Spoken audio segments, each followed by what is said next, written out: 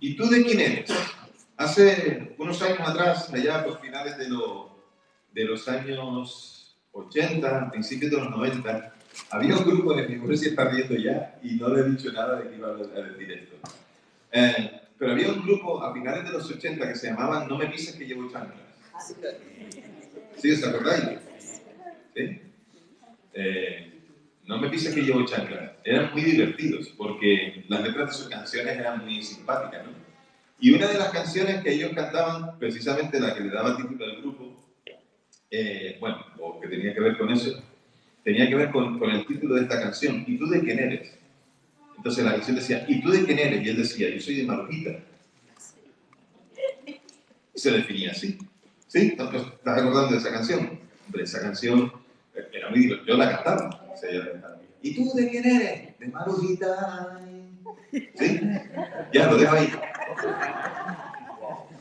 Resulta que la canción viene a decir algo así como que él va a comprarse un día una zapatilla, una chancla, y resulta que entra en una zapatería y alguien lo ve, y resulta que dice, yo a ti te conozco. Y entonces ahí empieza un diálogo, una discusión, y entonces todo el barrio parece que empiezan a identificarlo, y yo a ti te conozco. Y entonces él dice, pues, y la gente le pregunta, ¿y tú de quién eres? Porque me suena tu cara. Es como, ¿tú de quién eres hijo? ¿Y tú de quién eres? Y él decía, de Marujita. Y el caso es que la gente le seguía preguntando y él ya decía, por último, en la parte graciosa de la canción decía, me duele la boca de decirlo, que soy de Marujita. Y un poco lo que vamos a ver hoy en el pasaje de hoy es esta situación, pero aquí sí que sabían de quién era hijo, aquí sí que sabían de dónde venía, porque lo habían tenido ahí, lo conocían, y no es como aquellos que de repente un día se van o simplemente crecen y entonces aparecen en un lugar y entonces a la gente le cuesta distinguir quién es. No, no, no. A Jesús la gente de Nazaret le conocía. Y este ejemplo yo particularmente lo he vivido y mis hijos también, cada vez que vamos a Canarias a ver la familia, entonces la familia siempre dice, ¿y este niño de quién es? ¿No? Y no sé si te pasará, pero suele cuando vas a la boda o cuando vas a los funerales, que siempre va toda la familia, entonces lamentablemente mucha gente solo se ve en los funerales y en la boda, ¿no? ¿Y este de quién es hijo? ¡Ay, qué grande está! ¡Ay, pero mira qué guapo! Mira, los chavales ya eso ya les da vergüenza, ¿verdad? Pero eso es así. A Jesús sí que sabían de quién era y cómo era. Y posiblemente por eso era por lo que le habían rechazado y por lo que no le siguieron. Para Jesús, volver a Nazaret era someterse a una prueba muy seria. Vamos a ver el pasaje, vamos a leerlo y vamos entonces a declarar lo que el Señor quiere decirnos ahí. Dice la palabra del Señor. Dice que salió Jesús de allí y vino a su tierra y lo seguían sus discípulos. Y cuando llegó el sábado, comenzó a enseñar en la sinagoga y muchos, oyéndolo, se admiraban y preguntaban, ¿de dónde saca estas cosas? ¿Y qué sabiduría es esta que le es dada? Y estos milagros que por sus manos son hechos. ¿No es este el carpintero, hijo de María, hermano de Jacobo, de José, de Judas y de Simón? ¿No están también aquí con nosotros sus hermanas? Y se escandalizaban de él. Pero Jesús les dijo, no hay profeta sin honra, sino en su propia tierra, entre sus parientes y en su casa. Y no pudo hacer allí ningún milagro, salvo que sanó a unos pocos enfermos, poniendo sobre ellos las manos. Y estaba asombrado de la incredulidad de ellos, y recorría las aldeas de alrededor enseñando. Jesús volvía a su pueblo, no era una tarea fácil en la que él estaba, porque tenía que convencer a aquella gente que venía para traer algo bueno.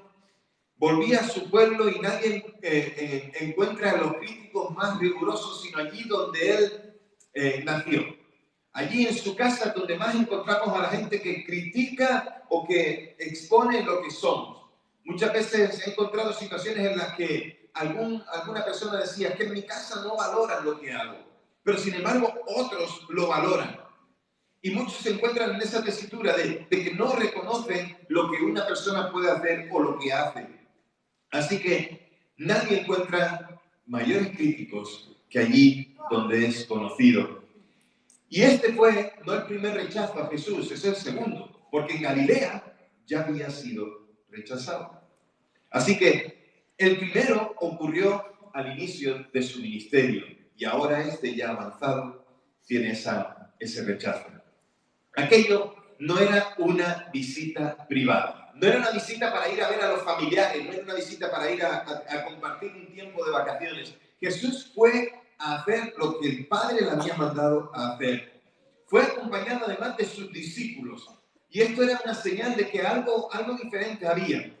Y eso es decir, como que Jesús era un maestro. Como que Jesús era alguien que entre el pueblo podía mostrar algo. Era considerado entonces como si fuera un rabino. Porque los rabinos solían recorrer diferentes regiones y allí donde iban con sus discípulos más cercanos. Ahora podemos entender que Jesús se movía con sus discípulos. Porque iba con la gente cercana a él a todos lados. Por eso sus discípulos siempre la acompañaban. Porque era lo normal en aquella época. Que los rabinos, los maestros, fueran acompañados de su círculo íntimo. Y Jesús iba con sus discípulos a Nazaret. Fue allí no como el carpintero que conocían, sino como un rabino, como un maestro. Entonces, como tal, y haciendo su ministerio, ¿dónde fue? Pues fue a enseñar a la sinagoga. Y allí le recibieron y empezaron a escuchar los comentarios que Jesús hacía acerca de las Escrituras. Y empezaron a escandalizarse por lo que Jesús decía. Se escandalizaron, lo señalaron, se preguntaban, ¿pero de dónde saca todas estas cosas? Se escandalizaron porque conocían el trasfondo de Jesús, conocían también todo lo que tenía que ver con él y les extrañaba. Tampoco hacía tanto tiempo que Jesús los había dejado. Jesús dejó su casa para hacer su ministerio, dejó Nazaret, dejó a su madre, a sus hermanos, y se fue a hacer su ministerio. Empezó por otros lugares y vuelve otra vez al lugar donde había nacido para también predicar allí, para también acercar el reino de los cielos allí. Entonces, la familiaridad había hecho que la gente le rechazara. Este no tiene nada que enseñar, este no tiene nada nuevo, pero se sorprendían que Jesús hablara así. Se resistían a prestar atención a lo que Jesús podía decir por varias razones. La primera, decían, pero si este no es el hijo del carpintero, lo acabamos de leer, ¿no es este el hijo del carpintero? Y la palabra que se usa para carpintero es tectón. Es una palabra en griego que traducida es no solamente un carpintero u obrero que trabaja la madera, sino también alguien que puede hacer muchas más cosas que esa. Quería decir también como artesano, o dicho de otra manera para que lo entendamos, era como un manitas. Alguien que podía hacer cualquier cosa con sus manos. Especialmente la madera, pero podía hacer cualquier cosa. Además, mucho de lo que se trabajaba en aquel tiempo era con la madera. Así que Jesús era posiblemente uno de estos manitas que podía hacer cosas de carpintería o cualquier cosa que se le pidiera. Así que todos hemos conocido cerca de nosotros a alguien que es manitas, que siempre hace cualquier cosa.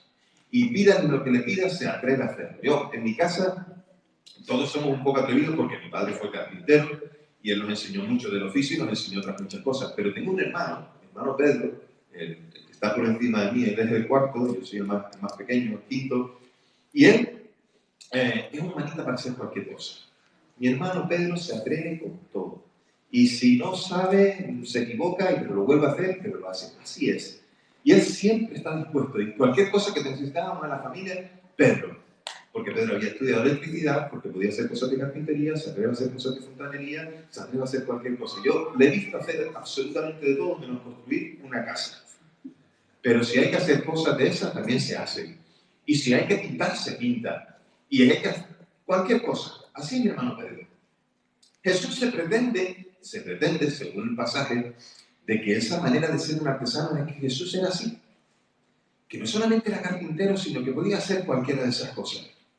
Lo cierto es que los de Nazaret despreciaban a Jesús porque él era un obrero. Y esos obreros artesanos no eran precisamente gente que tuviera acceso a estudios o que tuviera acceso a una clase social alta. Eran obreros. Eran gente que trabajaban a cambio de un salario, trabajaban a cambio de cualquier pago, pero eran gente sencilla. Entonces, lo despreciaban por eso. Jesús era un hombre, se supone que del pueblo, era una persona normal, era una persona que estaba entre tantos, y por eso lo despreciaron. Pero para nosotros, esa sencillez, para la iglesia, para los que amamos a Dios, esa sencillez nos ayuda a entender que esa es toda su gloria. ¿Por qué? Porque Jesús no vino en la opulencia, o Jesús no vino en donde había riquezas. Jesús, ya sabéis que nació en un pesebre porque no había lugar para él en el mesón. Nació en un lugar entre animales, nació en un lugar humilde, y toda su vida fue humilde, porque en su humildad quería mostrarnos la gloria de Dios. Esto es interesante. Podía haber venido en grandes riquezas, pero no. Incluso su entrada a Jerusalén fue la entrada en un pollino, en un animal sencillo, en un animal del vulgo que se usaba para trabajar, pero ningún rey que se preciara iba a entrar en un pollino proclamándose rey o que los demás lo proclamaran rey.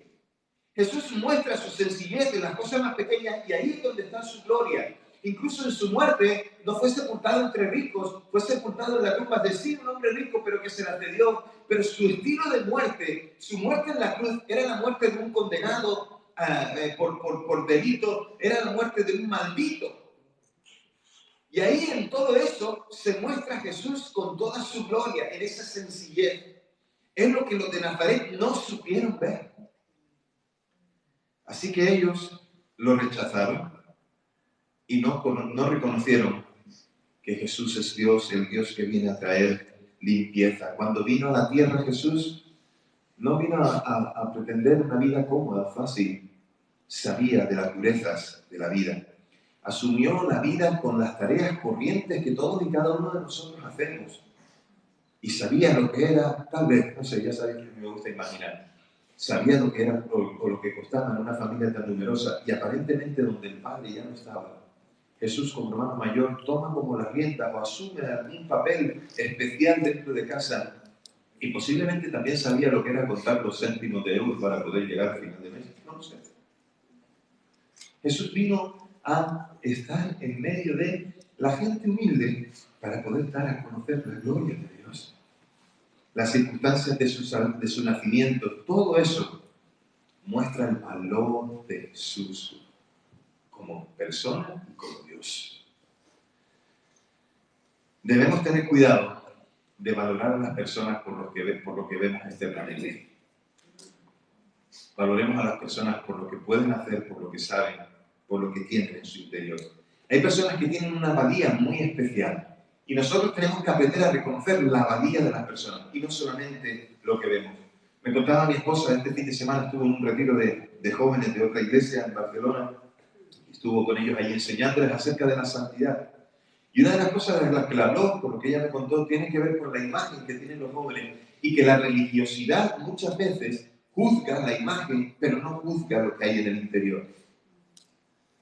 Y muchas veces nosotros nos envolvemos en esa religiosidad para juzgar lo externo sin mirar lo interno. ¿Saben qué? Si nosotros fuéramos un poquito menos jueces y un poquito más humildes, podríamos ver el corazón de la gente y no ver solo su exterior. No juzgues a la gente por su exterior, júzgalo por lo que hay en su interior.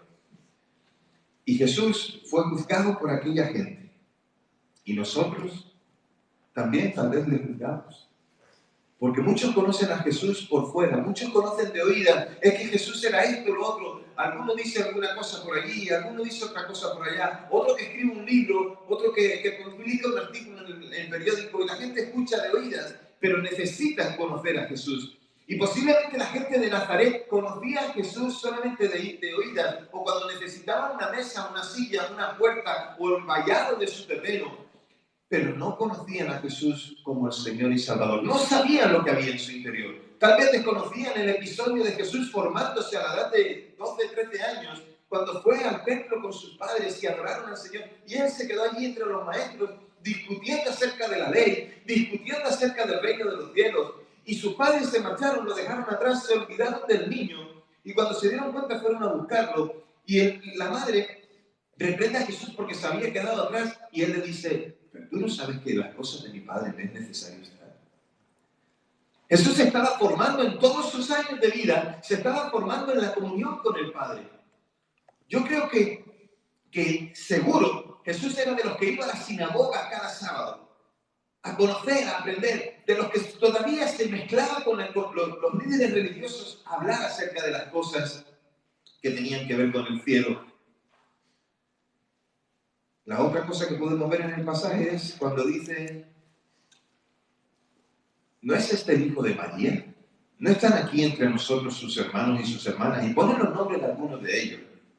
Esto es interesante, porque el hecho de que llamaran a Jesús el hijo de María y no el hijo de José, pues podría mostrar que José, como dije antes, ya no estuviera, que hubiera fallecido.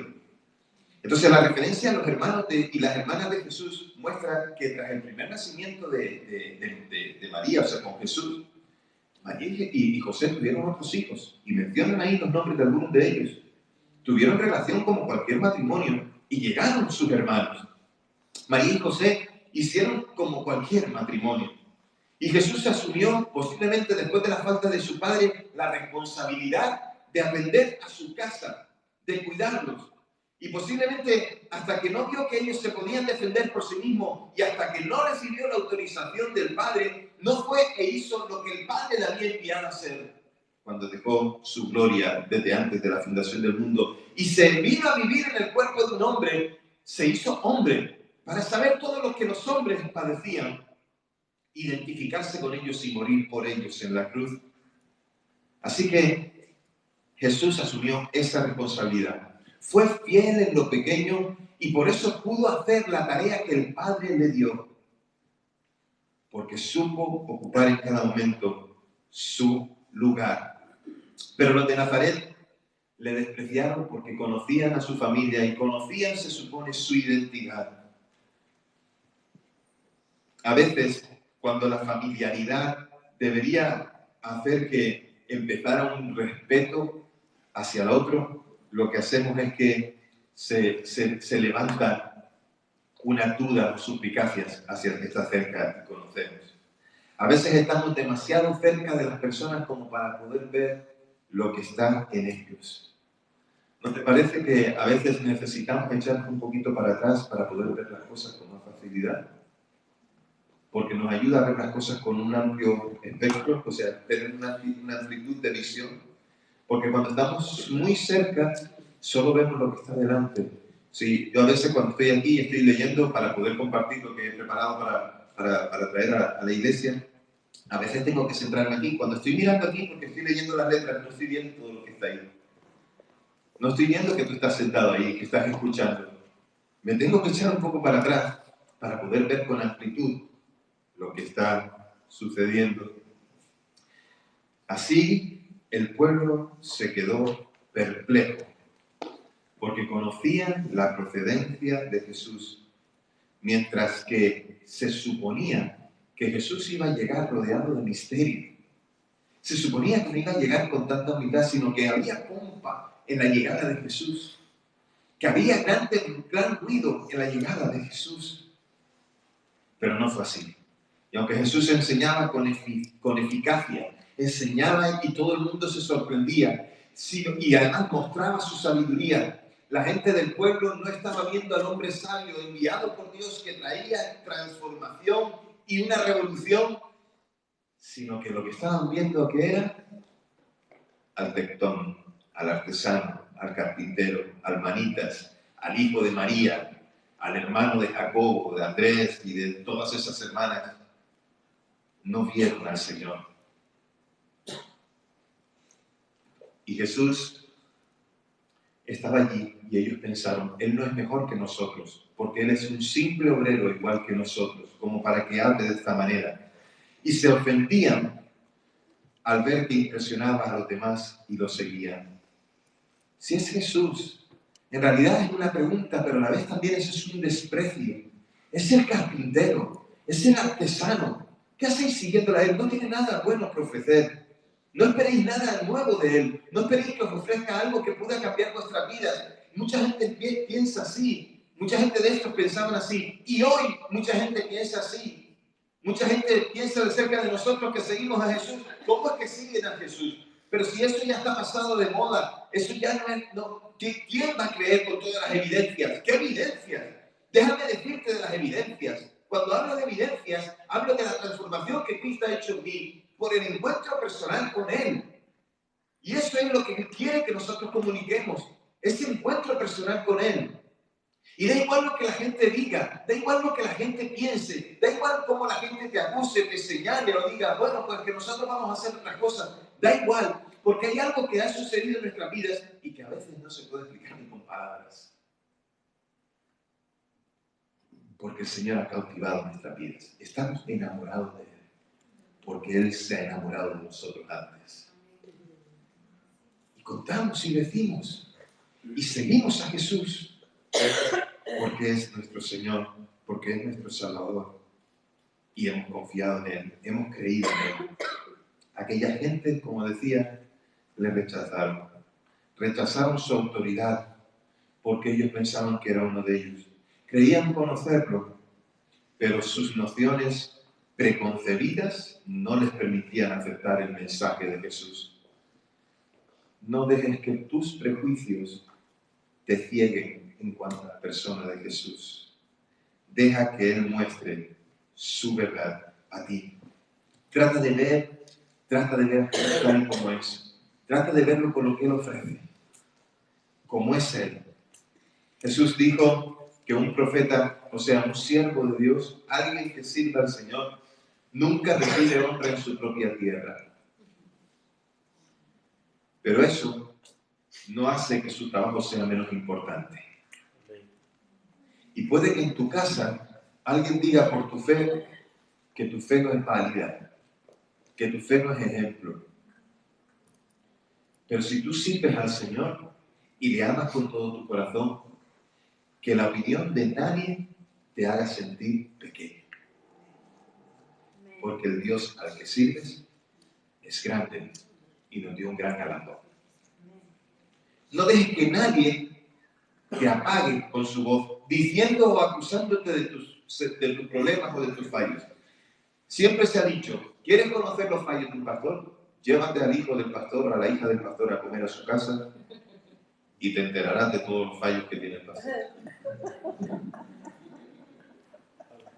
Llévate a comer a los hijos del pastor y ya verás lo que sueltan por la boca acerca de su padre o de su madre. Son gente que tiene fallos. Estos pastores de hoy en día son de lo que más. Son fatales. Pero quiero decirte algo.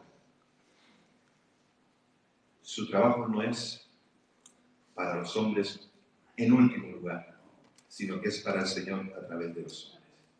Tu vida es para el Señor y sirves al Señor. Lo haces a través de los hombres. Muchos te señalarán tus fallos, pero Jesús va a señalar tus virtudes.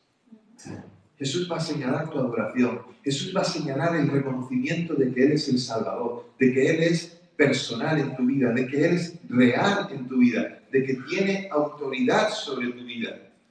Y aquella gente le rechazaron, pensaron que era así. Jesús mostró quién era. Una persona no necesita que le reconozcan ni honren para ser útil a Dios. Ya el Señor se encarga de eso. Y si nuestros amigos, nuestros vecinos o familiares no aprecian lo que hacemos para el Señor o para la comunidad, no dejemos que su actitud afecte ese servicio al Señor. Sirvan al Señor. Da igual lo que digan. Háganlo para el Señor. Esa es la diferencia. Háganlo para el Señor. Jesús pudo haber hecho grandes milagros en Nazaret, pero no quiso hacerlos por el orgullo y la incredulidad de sus compatriotas, o de sus vecinos, o de sus amigos. Los milagros que hizo fueron simplemente pequeños porque no querían aceptar el mensaje ni creer que vino de Dios. De ahí que buscó en otra parte personas que le pudieran seguir, que respondieran a sus milagros y a su mensaje. Le rechazaron en Nazaret y él fue a otras regiones, donde dice el pasaje, y fue y predicó en otros lugares. Y allí tal vez hacía ministerio. Lo veremos en los próximos versículos, en las próximas predicaciones, porque seguiremos viendo el Evangelio de Marcos. Estos poderes del reino tuvieron muy poco efecto sobre aquellos que lo vieron o supieron de ellos. Y esto demuestra que las señales en sí mismas nunca han de producir fe, ya que la fe es una dedicación personal es una decisión íntima. La fe es voluntaria. Vemos la señal, seguimos al que hace la señal. El problema es que muchas veces seguimos solamente las señales, pero no al que hace las señales. Cuando Jesús llegó a la tierra, a su tierra, los que lo oyeron estaban maravillados ante sus enseñanzas, ante sus milagros. Sin embargo, esto no los llevó a tener fe en Él. Y el problema estaba en que ellos estaban ocupados discutiendo cómo era Él. No se centraron en escuchar sus palabras. De manera que aún el Hijo de Dios no pudo hacer algo poderoso allí, entre ellos, sino esas pocas sanidades que hemos mencionado. Esto no significa que el poder de Dios esté limitado. Dios no está limitado, sino que Dios solo ha decidido actuar en respuesta a la fe. ¿Tienes fe? Dios va a actuar. Muchas veces vemos que la gente está maravillada de Jesús, lo hemos visto, ¿no? Que cuando Jesús hacía cualquier milagro, la gente se quedaba maravillada y le seguía, o se quedaban asombrados. Fíjate que es interesante que en este pasaje, el que está asombrado, ¿quién es? Es Jesús. Pero no por la fe de ellos, sino por la incredulidad de ellos. ¿Cómo no han podido ver? ¿Cómo no han podido creer? La gente estaba tan cegadas que no pudieron ver ni disfrutar la bendición de tener no a Jesús el carpintero, sino a Jesús el Hijo de Dios, el Salvador del mundo entre ellos. ¿Y será que hoy como iglesias que predicamos el Evangelio estamos en la misma situación? ¿Será que como iglesias enfrentamos también nosotros esta situación? ¿Y saben cuál es esa situación? Que a veces el ambiente no es propicio para que Dios pueda obrar. A veces el ambiente en el que se vive o lo que se habla o las miradas que se están poniendo no son propicias o no son lo que prepara a la gente para recibir un mensaje claro. A veces la gente está distraída con otras cosas en lugar de poner su mirada en Jesús, porque aquellos que ponen su mirada en Jesús quedan cautivados y le siguen. Pero cuando tenemos la mirada puesta en otras cosas, aún el mejor de los mensajes, el más inspirado en las Escrituras, el más guiado por el Espíritu Santo, puede caer en tierra seca si no hay una decisión firme de seguir a Jesús. Y hoy tenemos iglesias, y tenemos que alejarnos como iglesias de esto, si fuera el caso, que están distraídas con tantas cosas, que están impidiendo que Dios pueda obrar en su medio y en su ciudad. Y nos jactamos de actividades y nos jactamos de hacer cosas y presumimos de esto y presumimos de lo otro, pero no estamos predicando a Cristo, ni estamos dejándole ver. Otra vez nos vuelvo a repetir aquella canción, a mí que me persigue esa canción de Luis Alfredo. Hace tantos años que la cantábamos. Baja Dios de las nubes, llevará. Algunos que tenéis algunos añitos en el Señor, ¿se acuerdan? Algunos añitos en el Señor y muchas caras. Yo era un niño cuando la cantábamos en la iglesia, pero muchas veces me acuerdo de esa canción. Dice, el que canta dice que estaba hablando con el Señor y que encontró al Señor un poco triste. Y dice, ¿por qué? Porque dice que muchos se reúnen en su nombre, pero no le dejan entrar a Él. Muchos hablan en su nombre, pero no le dejan hablar a Él.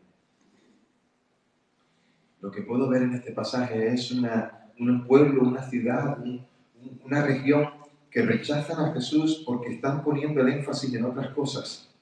Y cuando Él les habla, están distraídos. Cuando Él les trae paz, no pueden recibir esa paz porque están preocupados por otras cosas. Podemos llamar fe a lo que sea, podemos llamar voluntad de vivir, pero si no tenemos a Jesús, no hay quien sobreviva. Si ponemos nuestra mirada en otras cosas, no hay quien sobreviva.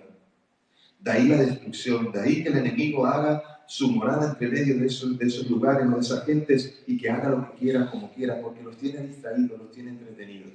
Recuerdo siempre esta frase que siempre me encanta. Si tienes que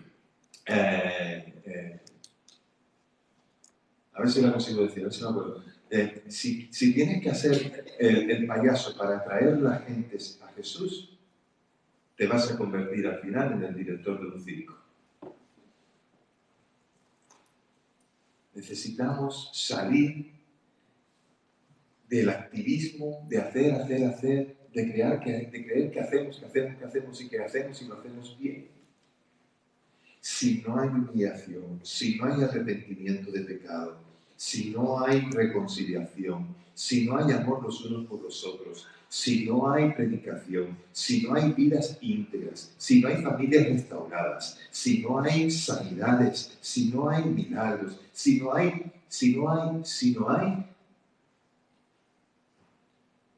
entonces es que hemos dejado que Jesús esté por ahí en algún sitio en nuestro vocabulario, pero no presente en nuestras vidas. Y ahí se manifiesta la frialdad y se manifiesta la indiferencia. Una indiferencia en la que muchos se sienten cómodos. Una indiferencia hacia la palabra, indiferencia hacia el Espíritu de Dios. Y no puede haber paz de Dios en medio de un ambiente que tiene adversarios. Si la gente se reúne para odiar, odiarán. Si se reúnen para resistirse a entender, malentenderán. Si se reúnen para poner cada uno solamente su punto de vista propio, se olvidarán del otro. Pero si la gente se ha reunido amando a Cristo y tratando de amarse entre sí, hasta los que estén más ampliamente separados se pueden encontrar nuevamente con el Señor. Como iglesia tenemos una responsabilidad. La responsabilidad de ayudar o dificultar la labor que el Espíritu Santo quiere hacer. Y podemos abrirle la puerta de par en par al Señor o cerrársela en la cara. Y yo deseo con todo mi corazón que eso no sea lo que vivamos como iglesia. Deseo que nuestra atención esté puesta en el Señor para que las distracciones no nos lleven a cometer errores.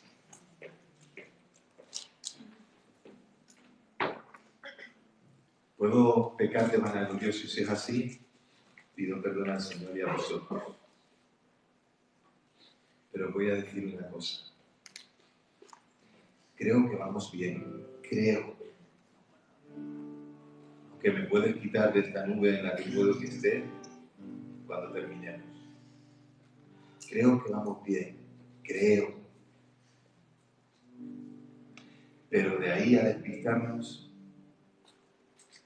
hay una pequeña línea, una pequeña y fina línea que podemos traspasar en cualquier momento. Entonces, si piensas que estás firme en el Señor, aún más firmeza, aún más búsqueda de Él. Y ahora ya no solamente hablemos como iglesia, hablemos también en lo personal. No dejes que las distracciones en tu vida impidan que Dios pueda mostrarte quién es Él. No dejes que las pequeñas distracciones de este mundo te lleven de aquí a allá, de un sitio y a otro, y que te pierdan de quién es el Señor. Y ahora con humildad os digo, a veces veo que tenemos muchas distracciones.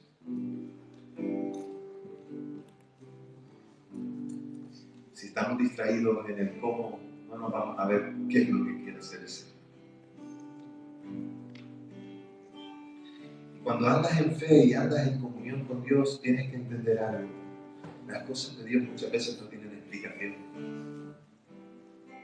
Porque si tuvieran explicación, ¿por qué vamos a seguir al Señor? Por eso tenemos fe. Porque Dios hace cosas que no tienen explicación. Por eso es un Dios sobrenatural. Es Dios. Por eso hace cosas que nosotros no podemos hacer. Porque si nosotros podemos hacerlas, ¿por qué vamos a buscar a Jesús? Pero no podemos. Así que, iglesia, en esta mañana te traigo una invitación a quitar todas las distracciones, a crear el ambiente para que el Espíritu de Dios se pueda manifestar en nuestro medio, para que se produzcan transformaciones, milagros en las vidas, para que el que es pecador se arrepienta y vuelva al Señor. Creemos el ambiente para que la palabra que se predica, la que se enseña, la amonestación que se da, la palabra de consuelo, la exhortación, para que caiga en buena tierra. Si ponemos al Señor en el centro de nuestras vidas, entonces sucederá. ¿Qué se requiere? Se requiere fe. Y si estás entre nosotros y aún no tienes fe, deja que el Señor haga una obra impresionante en ti. Dile a Jesús, te seguiré. Jesús, voy a crear el ambiente para que te manifiestes en mi vida. Jesús, reconozco que soy pecador, que tú viniste a la tierra y que moriste en la cruz ocupando mi lugar. Díselo a Jesús. Jesús, me arrepiento de mis pecados. Te pido que me perdones. Quiero ser tu hijo, oh Dios. Díselo. No sigas viviendo en la indiferencia. No sigas rechazando a Jesús que quiere venir a orar en ti. No te fijes tanto en lo que está, en los detalles alrededor. Fíjate en lo que ha hecho por ti. Fíjate en Él. Para que tú puedas tener victoria en tu vida. La victoria no es otra que la salvación y la vida eterna. Estar por la eternidad con Jesús. Cierra tus ojos para que podamos orar. Mientras estamos orando, si tú hoy le dices que sí a Jesús, ¿dónde estás? Si tú donde estás dices, yo quiero dejar de poner piedras a la rueda, palos a la rueda. Yo quiero dejar de poner inconvenientes. Yo quiero dejar de poner excusas. Y hoy me rindo a Jesús y decido que le seguiré. ¿Dónde estás ahí? Levanta tu mano. Y dile, Jesús, te seguiré. Dios te bendiga. Jesús, te seguiré. Dios te bendiga. Jesús, tú eres Señor. Díselo, tú eres el Señor de mi vida. Iglesia, ¿por qué no creamos el ambiente para que Jesús sea exaltado entre nosotros? Para que Él sea manifestado entre nosotros. Y no solamente aquí, donde estamos, sino para que Jesús sea exaltado en el lugar donde nosotros vivimos, para que puedan haber cambios en nuestra casa, en nuestro vecindario, en nuestro lugar de trabajo, allí en la fábrica, en el taller, en la oficina. Que Dios produzca cambios en la ciudad donde vivimos, que Sabadell sea una ciudad que se acerca al Señor por el testimonio de cada uno de nosotros. Señor, gracias por lo que tú hoy nos hablaste, por cómo eres, Señor, por tu perdón. Señor, queremos poner todo a disposición tuya para que tú te manifiestes, para que haya muchos en esta ciudad que sean salvados y que conozcan que tú eres Dios. En el nombre de Jesús.